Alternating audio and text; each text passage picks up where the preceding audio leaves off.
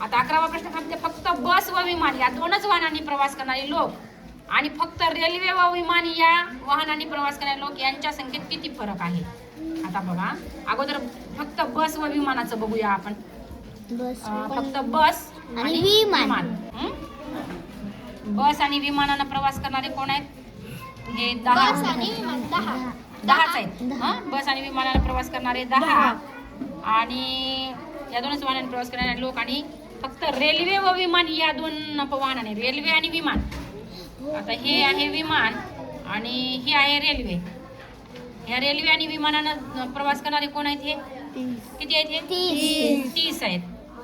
तर 30 मधून जर आपण 10 काढले तर 20 येतात. कळालं का? मग फक्त बस व विमानानं प्रवास करणारे किती आहेत? 10च आहेत. फक्त बस आणि विमानामध्ये इथं दोघांमध्ये असलेला हा 10च आहे. आणि नंतर आपल्याला काय म्हटलेलं आहे की आणि फक्त रेल्वे व विमान यांनी, रेल्वे आणि विमान, रेल्वे कुठं इथं आहे? रेल्वे आणि विमानाने इथले 30 आहेत. 30तून हे 10 जर काढले तर 20 उरतात.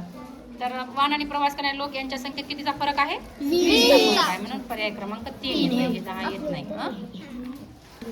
प्रश्न 12वा काय म्हटलाय? सोबतच्या वेन आकृतीत फक्त वर्तुळ आणि फक्त त्रिकोण यांच्यात असलेल्या संख्यांची वजाबाकी किती?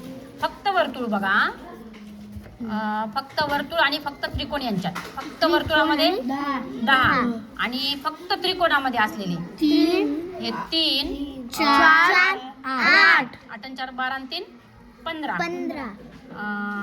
15 मधून हे 10 काढायचे, 5 किती उरले? 5 उरले. म्हणून हे 5. फक्त वर्तुळामधले हे 10 आणि त्रिकोणामधले 8, 4, 12 आणि 3, 15. चला, प्रश्न 13 आणि 15 साठी सूचना आहेत. पुढील वेन आकृतीचे निरीक्षण करून त्यावर आधारित प्रश्नांची उत्तरे पर्यायातून निवडा. सोबतच्या आकृतीत लेखक किंवा खेळाडू नसलेले चित्रकार किती आहेत? लेखक किंवा खेळाडू नसलेले म्हणले. हे लेखक त्रिकोणाचा आहे, लेखक किंवा खेळाडू हे नसलेले. आता त्रिकोणामध्ये आणि वर्तुळामध्ये असलेले बघायचे. आता हे सोडायचे आपल्याला. चित्रकार किती आहेत म्हणले? चित्रकार हा, फक्त बी आहे म्हणून बी हे उत्तर येतं. किती चित्रकार खेळाडू आहेत पण लेखक नाहीत? किती चित्रकार खेळाडू आहेत पण लेखक नाहीत? एफ आहे. एकूण किती लेखक चित्रकार सुद्धा आहेत? एकूण किती लेखक हे चित्रकार सुद्धा आहेत? त्रिकोणामधले सगळे लेखक आहेत. हे डी आहे. डी आणि हे बघा जी. हा, बरोबर आहे. डी आणि जी. डी अधिक जी. प्रश्न 16 ते 19 साठी सूचना दिल्यात बघा. पुढील प्रत्येक प्रश्नातील दिलेल्या शब्दगटाशी संबंधित वेन आकृतीचे उत्तर दर्शवणारा योग्य पर्याय निवडा. तर या ठिकाणी आपल्याला काय केलेले आहेत? वेन आकृत्या 4 दिलेल्या आहेत. त्या वेन आकृतीच्या खाली आपल्याला 16वा, 17वा आणि 18वा प्रश्न हा याच्याशी संबंध, 18, 19 म्हणजे हे जे 4 प्रश्न आहेत, हे 4 प्रश्न ह्या 4 आकृत्यांशी संबंधित आहेत. तर आपल्याला त्यांचा संबंध जोडायचा आहे. तृणधान्य, गहू आणि ज्वारी. आता मला सांगा, गहू आणि ज्वारी हे तृणधान्य आहेत है ना? म्हणजे तृणधान्य, गहू आणि ज्वारी. तर यामध्ये पर्याय जे ए, बी, सी आणि डी दिलेले आहेत. तर त्याच्यामध्ये कोणते येतात? त्याच्यामध्ये सी येते, कारण हे तृणधान्य आणि गहू आणि ज्वारी त्याच्यातले ते भाग आहेत. तृणधान्याचे भाग आहेत दोघ जण, गहू, ज्वारी, आणि हे तृणधान्य आहेत. त्याच्यानंतर वडील, भाऊ आणि पुरुष. वडील, भाऊ आणि पुरुष मध्ये कोण येते बरं? याच्यामध्ये कोणतं येते? मला सांगा, भाऊ हा वेगळा येतो पण वडील आणि पुरुष हा वडील असू शकतो. म्हणजे पुरुष आणि वडीलसाठी हे 2 गोल असतील आणि भाऊ हा वेगळा आहे. त्यानंतर स्त्रिया, डॉक्टर आणि कलाकार. स्त्रिया ह्या डॉक्टर असू शकतात, कलाकार असू शकतात. म्हणजे यामध्ये मग 18व्यामध्ये कोणती? म्हणजे ह्या स्त्रिया, डॉक्टर आणि कलाकार. म्हणजे स्त्रिया ह्या डॉक्टर, कलाकार कुठलेही असू शकतात. त्यानंतर पुरुष, वकील आणि वडील. आता पुरुष आणि वडील हे एकसारखे आहेत पण वकील हा वेगळा येतो. पण 19व्यामध्ये राहिलो कोण? पुरुष हा म्हणजे वकील हा वेगळा असू शकतो. पुरुष आणि वडिलासाठी हे मध्ये 2 गोल आहेत, ते पुरुष आणि वडिलासाठी आहेत. म्हणून अशा प्रकारे ह्या 4 वेन आकृत्यांचा या 4 प्रश्नाशी अशा प्रकारचा संबंध होता. प्रश्न 20 ते 22 साठी सोबतच्या वेन आकृतीचे निरीक्षण करा आणि पुढील प्रश्नांची उत्तरे पर्यायातून शोधा. आता या 3 वेन आकृत्या आहेत, त्यातील अंक आहेत. आपल्याला 20वा प्रश्न काय म्हणलाय की तिन्ही आकृत्यांना सामायिक असलेला अंक व वर्तुळ आणि त्रिकोण या दोनच आकृत्यांना सामायिक असलेला अंक यांचा गुणाकार किती?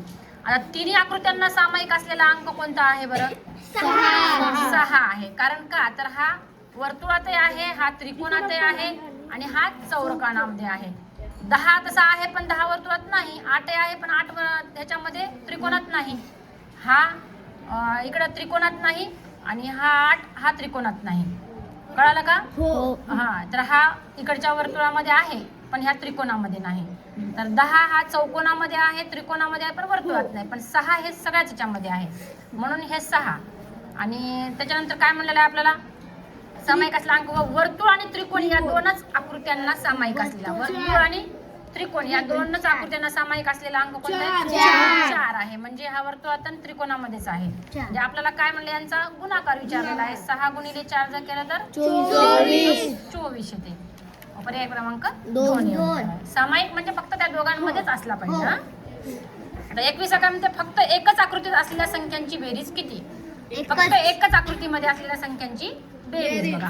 18, 9 आणि 15 यांची बेरीज काय होते बघा? 18, 9 आणि 15. 18, 9 किती होतात? 27. आणि 27 आणि 15 किती होती? 42. म्हणजे एकूण संख्या किती आहे? 42. एकाच आकृतीत असलेल्या संख्यांची बेरीज 42. 22वा प्रश्न काय म्हणते बघा? चौकोन व त्रिकोण यांना सामायिक असलेली संख्या. चौकोन आणि त्रिकोण यांना सामायिक असलेली संख्या 10 आहे. आणि चौकोन व वर्तुळ यांना सामायिक असलेली संख्या आता ही 10 आहे. आणि त्याच्यानंतर आपल्याला काय म्हटलेलं आहे की चौकोन आणि वर्तुळ यांना सामायिक असलेली. चौकोन आणि वर्तुळाला सामायिक असलेली कोणती आहे? 8 आहे. तर आपल्याला फरक विचारलाय. मग काय करावं लागेल? मला 10 मधून 8 काढावे लागतील. राहिले किती? 2. म्हणून पर्याय क्रमांक 3 उत्तर आहे. कळालं काय? हा प्रश्न कसे सोडवायचे ते मग? आता प्रश्न 23 आणि 26 साठी आहे. आता ह्या वेन आकृत्या दिलेल्या आहेत. आता 23वा प्रश्न काय म्हणते? पालक असलेले किती कर्मचारी शिक्षक आणि विद्यार्थी सुद्धा आहे? शिक्षक आणि विद्यार्थी सुद्धा आहे. आणि हे पालक कोण आहेत? त्रिकोण आहे. या त्रिकोणामधली संख्या ही चौकोनात आणि या खालच्या आयतामध्ये असावी लागते. कळालं का? चौरस आणि चौकोन, चौरस आणि चौकोनामध्ये असावी त्रिकोणातली संख्या. पण या वर्तुळामध्ये ती नसावी. वर्तुळ हे कर्मचारी आहे. काय म्हणले आपल्याला? पालक असलेले किती कर्मचारी? पालक असलेले किती कर्मचारी शिक्षक आणि विद्यार्थी सुद्धा आहेत. म्हणजे शिक्षक आणि विद्यार्थी सुद्धा आहेत. म्हणजे सगळ्या ह्याच्यामध्ये ती संख्या असावी. अशी कोणती संख्या आहे सगळ्या ह्याच्यामध्ये असलेली बघा? 2 आहे.